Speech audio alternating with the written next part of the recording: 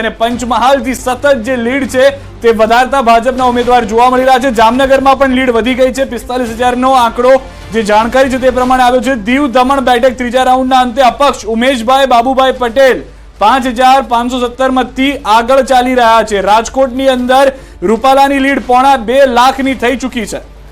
બિલકુલ, આ સાથે હજુ સતત એક બેઠક પર કોંગ્રેસ જે આગળ ચાલી રહી છે એ જોવાનું રહેશે કે કઈ બેઠક છે સતત જે આગળ ચાલી રહી છે। શું એ સાબરકાંઠા બેઠક છે, બનાસકાંઠા બેઠક છે, કઈ એ બેઠક છે એ પણ જોવાનું રહેશે। ગુજરાતમાં 3 સીટ પર ભારે રસાકસી હજુ પણ જોવા મળી રહી છે। સવારથી આપણે જોઈ રહ્યા છે જેમાંની બેઠક છે પાટણ, જે આ પાટણ બેઠકની આપણે વાત કરી રહ્યા છે। એ બેઠક આ એક એવી બેઠક છે જ્યાં યાદ છે મેં પહેલા જ વાત કરી હતી સવારમાં પણ કે આ બેઠક પર કેટલાક પાટીદારો એકઠા થયા હતા અને તેમણે પાટીદાર અનામત આંદોલન સમયે જે ચહેરા હતા એમાંથી એક હતા અને તેમણે શપથ લેવડાવ્યા હતા કે આ વખતે બીજેપીને જાકારો આપવાનો છે, કોંગ્રેસને જીતાડવાની છે। શું એ પાટીદારોએ કોંગ્રેસ તરફી મત આપ્યા છે કે શું? યુપીના પરિણામથી, એટલે કે યુપીના રૂઝાન, જે પરિણામ નહીં રૂઝાન આપણે લખવું પડશે, યુપીના જે રૂઝાન સામે આવી રહ્યા છે તેનાથી ભલભલાના શ્વાસ અદ્ધર થઈ ગયા છે। યુપીમાં એસપી 34 મતથી આગળ, જી હા 34, યુપીમાં કોંગ્રેસ 8 બેઠક પર મત નહીં પરંતુ બેઠક આપણે લખીશું કે જે રાયબરેલીથી રાહુલ ગાંધી 50,000 મતથી આગળ, બંને બેઠક પરથી રાહુલ ગાંધી આગળ ચાલી રહ્યા હતા, રાયબરેલી અને વાયનાડ। વધુ એક મહત્વની જાણકારી એ પણ છે કે અયોધ્યાથી એસપી આગળ ચાલી રહ્યું છે। અહીંયા આગળ ચોંકાવનારી વાત એ છે કે જ્યાં આગળ રામ મંદિરની વાત થઈ, રામલલ્લા બિરાજમાન થયા, યુપીમાં એસપી 34 બેઠક પર, યુપીમાં કોંગ્રેસ 8 બેઠક પર। કોંગ્રેસને જતું કરવું કોંગ્રેસ માટે યુપીમાં સફળતાપૂર્વક રહ્યું હોય તેવું હાલમાં લાગી રહ્યું છે। હજી સુધી એકેના પરિણામ નથી આવ્યા। આ વલણ છે ક્ષત્રિય આંદોલનના એપિસેન્ટર રાજકોટથી પણ મોટા સમાચાર કે જેમાં રૂપાલા જે છે તે સતત આગળ ચાલી રહ્યા છે। લીડ જે છે તો તેમની સતત વધી રહી છે। પોણા 2 લાખની લીડ, 1,72,000 મતથી વધુ મતથી તેઓ આગળ ચાલતા જોવા મળી રહ્યા છે। અહીંયા પણ લીડ જે છે તે ખૂબ જ મોટી થતી જોવા મળી રહી છે। પંડ્યા સાહેબ, એ જ વાત કે એક તરફ યુપીના કંઈક અલગ આંકડા વિચાર્યા હતા, તેના બદલે રાજકોટની અંદર જે આંકડા વિચાર્યા હતા બધું બદલાઈ રહ્યું છે। ગુજરાતનું સમીકરણ જે વિચાર્યું હતું તે બદલાઈ ગયું, યુપીનું સમીકરણ જે વિચાર્યું હતું તે બદલાઈ ગયું છે। રાજકોટમાં આપણે કઈ વલણ બદલાયું નથી, આ જ થવાનું હતું। એટલા માટે મેં શરૂઆતથી કહ્યું કે જનસંઘના સમયથી આ ઘટ રહ્યો છે, કાર્યકર્તા મજબૂત છે। આખા જિલ્લામાં ચીમનભાઈ શુક્લથી માંડીને હરિસિંહ ગોહિલ અને આ 3 ચીફ મિનિસ્ટરો આ એક સાથે રાજકોટે આપ્યા છે। એટલે રાજકોટનો કાર્યકર્તા બિલકુલ મજબૂત છે અને બીજી કોઈ અસર નથી થતી। અને ત્યાંનો ક્ષત્રિય મતદાર પણ રૂપાલાને મત આપ્યો હોય એવી સંભાવના છે। બિલકુલ બિલકુલ, પરંતુ સવાલ અહીંયા ઇન્ટરેસ્ટિંગ ઉત્તર પ્રદેશ છે, કારણ કે પ્રશાંતભાઈ, ઉત્તર પ્રદેશ માટે એવું કહેવાય છે કે એટલે દેશને દિલ્હીમાં રાજ કરવું હોય, દેશમાં રાજ કરવું હોય તો વાયા ઉત્તર પ્રદેશ જવું જ પડે અને રામલલ્લાના આશીર્વાદ ખબર નથી હવે કોને મળશે। રૂઝાન બહુ ઇન્ટરેસ્ટિંગ આવી રહ્યા છે અત્યારે જે છે। બિલકુલ, યુપીનું જે પરિણામ બધી રીતે, કારણ કે 2014માં 73 સીટ, 2019માં 63 સીટ, અને આપણને એવું હતું કે નાની મોટી અસર ગણો, નેગેટિવિટી સી, હમણાં પંડ્યા સાહેબ વાત કરતા હતા, પંડ્યા સાહેબ આમાં કેવું છે છેલ્લા 10 વર્ષમાં ઓવરઓલ સિનારીઓ પ્રમાણે લોકો ભેગા થાય ઓટોમેટિક, ક્યાંક ને ક્યાંક કોઈકની નારાજગી હોય, પછી કમ્યુનલ નારાજગી હોય, ક્યાંક ને ક્યાંક હિન્દુ મુસ્લિમ વાળી નારાજગી હોય, એટલે બધા એક તરફી, કારણ કે 10 વર્ષથી એકનું એક શાસન જોતા હોય એટલે આને કેવી રીતે રોકવાનો પ્રયત્ન કરી શકે, જેમ તમે કહેતા કે હમણાં જે ધ્રુવીકરણ સમાજવાદી પાર્ટીએ, એક મિનિટ આપણે રોકીએ, બ્રેકિંગ આવી રહ્યા છે અને હિમાચલ પ્રદેશના મંડીમાં કંગનાનો ડંકો વાગ્યો છે। જી હા, કંગના રનૌત આગળ ચાલી રહ્યા છે, 30,000 મતથી તેઓ આગળ ચાલી રહ્યા છે। અમેઠીથી સ્મૃતિ ઈરાની 18,000 મતથી પાછળ છે। સ્મૃતિ ઈરાની સતત પાછળ ચાલી રહ્યા છે। આ પણ હવે સમીકરણો ખબર નથી કઈ રીતે આ બદલાઈ શકે છે। અમેઠી અને રાયબરેલી આ વખતે ક્યાંક ને ક્યાંક કોંગ્રેસને પાછું આવવાનું હતું, એ કમબેક છે। એના 2 કારણ આપું તમને। જેમ રાહુલ ગાંધી વિશેનો પ્રચાર થતો હતો કે એ આટલા વર્ષો દેખાયા નથી અને સ્મૃતિ ઈરાનીએ બાજી મારી 19માં, રાહુલ ગાંધીને હરાયા, એ જ રીતે આ 5 વર્ષમાં સ્મૃતિ ઈરાનીને દેખાયા નથી એવું ત્યાંની સ્થાનિક જનતા તો ઘર બનાવી લીધું ત્યાં, તો પણ ઘર બનાવવાથી ત્યાં સ્થાનિક પ્રશ્નોનું નિરાકરણ નથી આવતું ને, માત્ર સંસદ ઓવરઓલ પિક્ચર જે બહાર આવે છે કે સ્મૃતિ ઈરાની પણ 5 વર્ષ અમેઠીમાં એવા નથી દેખાયા, એવા જોડે નથી ઉભા રહ્યા કે જે જનતાની વચ્ચે રહેવું જોઈએ, જો રાહુલ ગાંધી એ નહોતા દેખાયા। એક્ઝિટ પોલ ની આપણે વાત કરતા હતા, એક્ઝિટ પોલ જે આવ્યા અને હવે જે રૂઝાન આવી રહ્યા છે, આંકડો ક્યાં સુધી આપને શું લાગે છે? આઈ થિંક એક્ઝિટ પોલના દિવસો પણ આપણે જોડે હતા ને ત્યારે આપણે વાત થતી હતી કે 325 એનડીએ ક્રોસ ન કરી શકે ઓવરઓલ. અને આપણે જે હમણાં વાત થઈ મજબૂત વિપક્ષની જરૂર છે. કદાચ આ જો 353ની સીટ પણ જનતાએ જ આપી હતી ગઈ વખતે, 303 સીટ બીજેપીને પણ જનતાએ જ આપી હતી. તો આ વખતે જનતા જ નક્કી કરી રહી છે. અને ઓવરઓલ બેલેન્સિંગ જે થઈ રહ્યું છે બહુ બધા રીઝનથી થઈ રહ્યું છે, એવું નથી. હા, મોદી સાહેબ એનડીએના કામ બોલે છે અને એ કામના હિસાબે આમ જોઈએ તો બીજેપીએ કયા દિવસે 272 સ્પષ્ટ બહુમતીથી મોદી સાહેબ આવ્યા પછી બનાવી છે, જ્યારે બનાવી છે ત્યારે. એમ અત્યારે બી ઓવરઓલ સ્પષ્ટ ચિત્ર એટલું તો છે કે ભાઈ બીજેપી એટલું લીડ કરી રહ્યું છે. ભલે એકલા હાથે બહુમતી નહીં બનાવે, એનડીએની સરકાર બની રહી છે. એક્ઝિટ પોલ ક્યાંક ને ક્યાંક દિશા આપતું હતું કે એનડીએની સરકાર બની રહી છે. એક મિનિટ પ્રશાંતભાઈ રોકી રહ્યો છું. બનાસકાંઠાથી હવે આગળ આવી ગયા છે જે રેખાબેન છે તે 20,000 મતથી. શરૂઆતમાં ગેનીબેન આગળ હતા, પરંતુ હવે રેખાબેન આગળ આવી ગયા છે. કચ્છથી વિનોદ ચાવડા 56,000 મતથી આગળ ચાલી રહ્યા છે. કચ્છથી પણ એ પિક્ચર બદલાઈ ગયું છે. બનાસકાંઠાથી રેખાબેન ચૌધરી 19,552 મતથી આગળ ચાલતા જોવા મળી રહ્યા છે. તો ઉત્તર ગુજરાતમાં જે એક બેઠકની આશા હતી તે નહીં, પરંતુ પાટણ એકમાત્ર હવે બેઠક બચી છે કોંગ્રેસ માટે ગુજરાતમાં કે જ્યાં આગળ લીડમાં ચાલી રહ્યું છે અને તે લીડ પણ ખૂબ જ નાની છે. કદાચ સરસાઈ તેમાં પણ મેળવી લેવાય તે પ્રમાણેની પરિસ્થિતિ છે.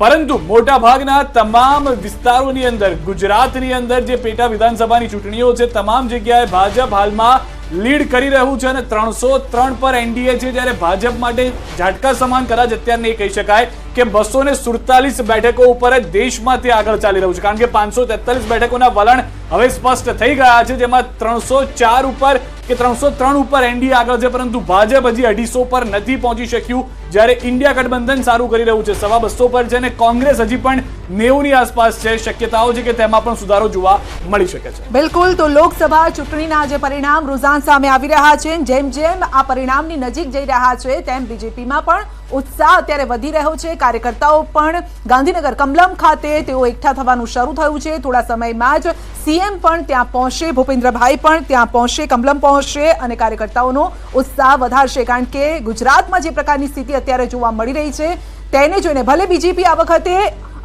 કહેવાય કે સેલિબ્રેશન નથી કરવાનું, પરંતુ કાર્યકર્તાઓએ જે કામ કર્યું છે એમનો ઉત્સાહ મોરલ વધારવું પણ એટલું જ જરૂરી છે. રાજકોટની ઘટનાના કારણે પાર્ટીએ નક્કી કર્યું છે કે કોઈ પણ સીટ ઉપર સેલિબ્રેશન નહીં કરવું, પરંતુ ગેધરિંગ એ જરૂરી છે. અને એટલા માટે પરંપરાગત કાર્યાલય ઉપર માન્ય પ્રદેશ અધ્યક્ષ અને મુખ્યમંત્રી શ્રી આવતા હોય છે અને કાર્યકર્તાઓની વચ્ચે રહીને એક ઉત્સાહ વધારતા હોય છે. આપ જોઈ શકો છો કે આ જે જાહેરાત થઈ છે એ ગુજરાતની ટ્રીમેન્ડસ જીતની જાહેરાત થઈ રહી છે અને એટલા માટે કમલમમાં કાર્યકર્તા એકત્રિત થઈ રહ્યા છે. હવે આવતા દિવસોમાં કઈ રીતે આગળ વધવું છે એની જ વાતો મને લાગે છે કે આ 12 વાગ્યા પછી કરવી જોઈએ. લેખાજોખા ઘણા થઈ શકે. એક બેઠક પર હજુ પણ પેચ ફસાયેલો છે. આ છે પાટણની બેઠક. ચંદનજી જે સેવાભાવી કહેવામાં આવે છે, દીકરીઓમાં દાન પુણ્યના માટે તેમને ઓળખવામાં આવે છે. ચંદનજી બસ સાચી છે. આ પાટણ સિવાય હજી પણ અમારી બેઠકો ક્લિયર નથી થઈ ને ભાજપની બેઠકો પણ ક્લિયર નથી થઈ. ઠીક છે, લીડ આગળ પાછળ થઈ રહ્યું છે, સમજી શકાય છે કે 19,000 20,000 30,000 ની લીડ છે, પરંતુ જ્યાં લોકસભામાં 20 લાખની વસ્તી વોટિંગ હોય છે ને એની અંદરથી આપણે 50% વોટિંગ થઈ, તો પણ હજી આ 10-20 હજારની લીડને ફાઇનલ રિઝલ્ટ ના કહેવાય. એટલે હું સમજુ છું કે હજી આપણે વેઇટ કરવું જોઈએ, વિચારવું જોઈએ અને પછી કોઈ પરિણામ અને રિઝલ્ટ ઉપર વાત કરવી જોઈએ. અચ્છા, આણંદ બેઠક પર 12,000 મતનો જ અહીંયા ફરક છે. મિતેશભાઈ 12,000 મતથી આગળ ચાલી રહ્યા છે. એટલે શું હું કહું છું ને કે 12,000 15,000 30,000 એ પણ લીડ કાપી શકાય છે. એવું નથી કયા રાઉન્ડ ક્યારે ખુલે છે, કયા બૂથો ખુલે છે, એના ઉપર ઘણું બધું દારોમદાર હોતો હોય છે. તો લોકસભા પેટા ચૂંટણીની ખબરોમાં વધુ એક જાણકારી. સવારે 8 વાગ્યાથી 11 વાગ્યા સુધી સતત મહા કવરેજ ન્યૂઝ 18 ગુજરાતી પર આપ વિધાઉટ બ્રેક જોઈ રહ્યા છો. પરિણામોની પળે પળની ખબર આપી રહ્યું છે ન્યૂઝ 18 ગુજરાતી. અને જ્યાં સુધી સરકાર નહીં બને ત્યાં સુધી વિરામ પણ અમે લેવાના નથી. દેશમાં 2000 થી વધુ રિપોર્ટરો આંકડાઓ આપી રહ્યા છે. દિવસભર સચોટ અને સૌથી ઝડપી પરિણામ ન્યૂઝ 18 ગુજરાતી પર અમે આપને બતાવી રહ્યા છે અને સતત સવારના 7:30 થી વગર બ્રેક પર અમે આપને એક એક આંકડા બતાવ્યા છે. સૌથી વધારે મહત્વની વાત એ છે કે કાંટાની ટક્કર આ વખતે ઇન્ડિયા અને એનડીએ વચ્ચે. એક તરફ પ્રશાંતભાઈ અહીંયા ટૂંકમાં એ પણ પ્રતિક્રિયા, ભલે અહીંયા આગળ એનડીએ જીતે છે, પરંતુ કદાચ આ પહેલા પણ ચર્ચા હતી કે એક મનોબળ ઉપર અસર થઈ જશે કે આંકડા ખૂબ જ ઓછા છે અને ઇન્ડિયા ભલે હારે છે પણ એ મનોબળ અસર થશે કે આંકડા ખૂબ જ વધારે છે. જેમ હું પહેલા કહેતો હતો કે કદાચ ગુજરાતમાં કોંગ્રેસ એક સીટ જીતે ને તે ભાજપ હાર્યું કહેવાય, કોંગ્રેસ જીત્યું ના કહેવાય, બરાબર. એમ ઓવરઓલ જે 350 કે જે એમની ભાજપની જે મજબૂતાઈ છે અને મોદી સાહેબના વિઝનને લઈને ભાજપે જે આખા દેશમાં પ્રચાર કર્યો છે એનડીએ માટે, અને એમાં આ જે સીટ આવે એટલે પરફોર્મન્સ એમનું નબળું કહેવાય. હવે આ પરફોર્મન્સ આપણે બધી રીતે જોવું પડે 360 ડિગ્રી ચારે દિશાએ કે આમાં એનડીએના ઘટક પક્ષોની ટોટલ સીટો પહેલા તો કેટલી આવે, કારણ કે ભાજપ અત્યારે 250 થી નીચે છે. હવે 250 થી નીચે આવશે તો શું ભારતીય જનતા પાર્ટી, આરએસએસ આ બધા ભેગા થઈને જે નરેન્દ્ર મોદી ઉપર એકલા હાથે જે મૂકેલો વિશ્વાસ છે એ આ જ વિશ્વાસ આગળ કેટલો વધારે છે? બીજું આ ઘટક પક્ષો છે, વાજપેયીની સરકાર એક વોટથી જ પડી હતી, ઘટક પક્ષો જોડે જ હતા. એમ આ 303 એટલે 273 માં 30 જ સીટો વધારે કહેવાય, અને 30 સીટમાં નીતિશ કુમાર કે બીજેડી જેવા કે શિવસેનાનું જે તૂટેલું ગ્રુપ છે એ બધું કન્ટિન્યુ કરશે 5 વર્ષ આમની સાથે? કારણ કે અલ્ટિમેટલી આપણે શું હોય છે, મજબૂતાઈ હોય તો સરકાર 5 વર્ષ. નીતિશ કુમારની વાત કરી, હાથમાં તો કમળ પકડીને પ્રચાર કરતા હતા. પ્રચારની વાત અલગ હતી, કારણ કે એ વખત એમને બીક હતી 400 પાર લઈ આવશે આ લોકો. અચ્છા. એમને પણ વિશ્વાસ હતો. હા, પણ આની સાથે બીજો એક સવાલ, તમે ઘટક પક્ષોની વાત કરી છે ત્યારે યાદ આવે છે અરવિંદ કેજરીવાલનું એ સ્ટેટમેન્ટ, આપને પણ બહુ સારી રીતે યાદ હશે કે ભાઈ આ ચૂંટણી અમિત શાહ માટે લડાઈ રહી છે. તેમણે આ પ્રકારનું જે સ્ટેટમેન્ટ આપ્યું હતું એ કેમ આપ્યું હતું? લોકોને ગુમરાહ કરવા માટે આપ્યું હતું આ પ્રકારનું? એટલે એક આમાં શું છે, મોદી શાહની જોડી જેમ આપણે વાજપેયી અને અડવાણીજીની જોડી ગણાતી હતી કે વાજપેયી પછીના ઉત્તરાધિકારી અડવાણીજી જ હોઈ શકે, એમ અત્યારે આખા દેશમાં એક એવો માહોલ કે ભાઈ, કારણ કે મોદી સાહેબના પછી કંઈ બી ડિસિઝન થી લઈને બધામાં આગળ રાજનાથસિંહ કે નીતિન ગડકરી તો છે નહીં, જે છે અમિત શાહનો ચહેરો વધારે પડતો આગળ, એટલે એક ઉત્તરાધિકારી તરીકે આમ પ્રસ્થાપિત થતા હોય એવું એક માહોલ દેખાય છે. એટલા માટે એમણે કીધું હતું કે 75 વર્ષની બી વાત એમણે દોરાઈ હતી કે 75 થશે પછી શું એ રિઝાઇન કરશે તો અમિત શાહ બનશે, તો શું તમે અમિત શાહ માટે આ એંગલથી એમણે વાત કરી હતી. પણ બીજેપી આખો ખેલ અલગ છે. મેં કીધું હજી બી તમે જુઓ, કદાચ બીજેપી 273 એકલા હાથે ક્રોસ ના કરે તો સાંજ પડે વાતાવરણ આખું અલગ હોઈ શકે, ચેન્જ થઈ શકે. આ સ્ટેટમેન્ટ વિશે શું કહેશો? હા, આ વિષય રાજકીય વિશ્લેષક તરીકે પ્રશાંતભાઈ ખૂબ સરસ રીતે મૂકી બધાને મજા લાવી શકે છે, પણ આ મજાનો વિષય નથી. બહુ સ્પષ્ટ કહું છું કે ભારતીય જનતા પાર્ટીની સ્પષ્ટ બહુમતી આવશે, અને એટલે જ કહું છું સ્પષ્ટ બહુમતી હોય. પીએમ મોદી હોઈ શકે ને, એમ સ્પષ્ટ બહુમતી થાય. ચર્ચા છે 272 સીટો આવે એટલે ક્લિયર થઈ ગયું. પણ એનડીએ સરકાર એનડીએ બને છે, પણ પીએમ મોદી સાહેબ હશે કે મારું એવું માનવું છે 272 આવે એટલે એક લાગે તો પછી સાથી પક્ષોનો સહયોગ લેવાનો છે. પણ તમે જે કહો છો એવું કદાચ નહીં બને, એ થોડી વહેલી વાત છે. ભારતીય જનતા પાર્ટી 395 કે 400 ની સુધી પહોંચશે આવો મારો આશાવાદ છે. એનડીએ મારો આશાવાદ છે, અને આ પરિણામો જયારે પૂર્ણ થશે ત્યારે ચિત્ર આપ જોઈ શકશો. ઠીક છે, સૌરાષ્ટ્રથી અપડેટ મળી રહી છે. અંકિત પણ અમારી સાથે જોડાઈ ગયા છે. અંકિત સાથે સીધી વાત કરીશું. અંકિત, જે રીતનો માહોલ હતો, જે રીતનું કવરેજ અત્યાર સુધી કરવામાં આવ્યું છે, સૌરાષ્ટ્રની અંદર આખો માહોલ હવે મતદાનની સાથે અલગ જોવા મળી રહ્યો છે, મતગણતરી સાથે.